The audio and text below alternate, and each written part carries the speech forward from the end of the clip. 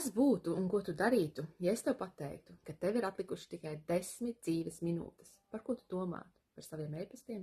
Par apaviem? Par jauniem sekotājiem? Nē. Tu domātu par savu mammu, par savu tēti, par pēdējo cilvēku, kur tu apskāvi, par bērniem. Tu domātu par saules siltumu uz sejas, par to, cik labi bija smieties, par to, cik sen tu patiesi paskatījies debesīs. Tu ilgotos pēc elpas, pēc sirdspukstiem, pēc iespējas turpināt. Bet šobrīd tev tas viss ir, tāpēc nesaki man, ka dzīve ir pārāk grūta. Grūti ir tad, kad tev pasaka, ka tev ir slimība, no kuras tu iespējams neatvesaļosies. Grūti ir zaudēt cilvēku, kuru tu mīli, un tomēr nākamajā dienā tu piecelies no gultas.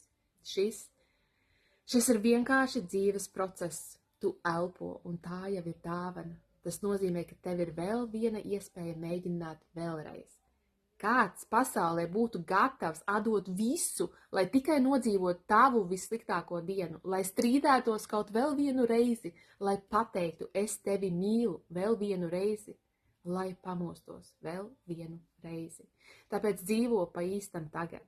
Mēģini vēlreiz, sapņo vēlreiz, pasaki vēlreiz, jo, kad laiks beidzās, nav otras iespējas, ir tikai klusums.